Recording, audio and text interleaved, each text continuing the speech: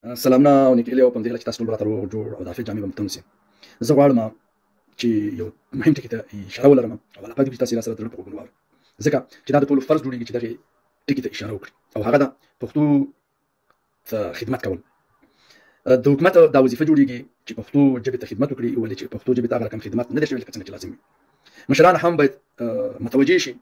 او د حکومت سره لاس یو کړي چې ترڅو د پښتو ژبې ته په حکومتي سطح باندې کار وشي. لکه څنګه چې تاسو ته معلومه ده زمون پښتو هغه د تاریخ په حساب باندې چې لیکل شوی دی هغه په دري دی په فارسي دی او په اردو باندې دی. دا چې پردي د ستاسو لیکوالو سي ستاسو تاریخ لیکوالو سي نو چې هر څه د لا پکې ځای کړو ویل کړ بیا به تفسیر پلوستون کې چې او رمړي به چې دا څه دي خو ته به تفسیر پلوستون کې نو د دې لپاره خبره ده او هغه څه باید وښودل شي چې په کوم لارو خدمت کیږي او هغه ټکی ته هم اشاره لرم. خدمت کیږي د میډیا د لارې نه او همدغه رقم په تلویزیونونو کې خسته برنامې جوړول خسته پروګرامونه جوړول چې د هغې لارې نه پښتو زده شي هم ماشومانو ته زده شي او هم مخورو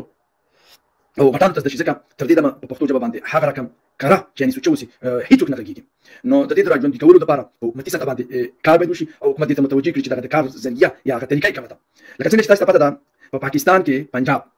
چې کله غوښتل چې دغه خپله ژبه په دغو باندې ورزده کړي د زور نه یې کار وانه خیست خو دومره یې وکړله چې د اردو چینلونه خبرونه او ډرامې د ټي وي له لارې نه ورته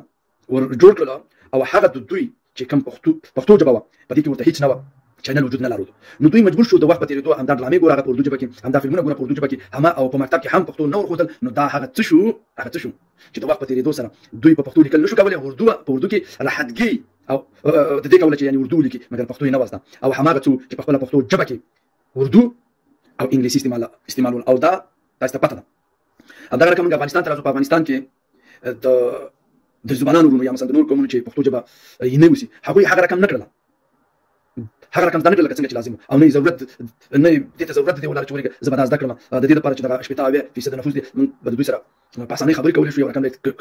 ارتباط او دغه به ساتو نو دا هغه خدمت په حکومتي سطح ونه شو او پښتو یو مضمون داسې مضمون چې بېکاره مضمون او ضرورت نه لیدل کېده ځکه چې کار پرته له پښتو ژبې پیدا کېدلو نو د دې لپاره دا کار ته ضرورت و میډیا ته ضرورت و پروګرامونه په پښتو باندې کولو او پښتو ته د دغې لارې نه باید خدمت شوی په تاسې باندې هغه رقم خدمت چې لازمه ونه شو نو دا ډېره مهمه ده چې موږ او تاسې باید د پښتو ژبې ته دغه رقم د میډیا د لارې نه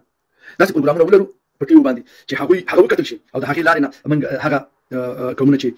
پښتو ژبه نه وایي هغوی د دې سره اشنا او عادت کړو او دغه ژبه کې راحتګي وکړي او په همدغه رقم یې زده کړي. نو دا چې ټیک ټاک ته هغه چې د پښتو کلتور پکې نه ښودل کېږي او همدغه رقم پښتو ډرامو فلمونو کې هغه پښتو ثقافت او هغه درونولي هغه څه چې پښتو کې دي هغه نه ښودل کېږي او د هغې نور کلتورونه او بد کلتورونه او بد کړنې ښودل کېږي هغه هم د پښتون په نوم نو خلک د پښتنو نه نفرت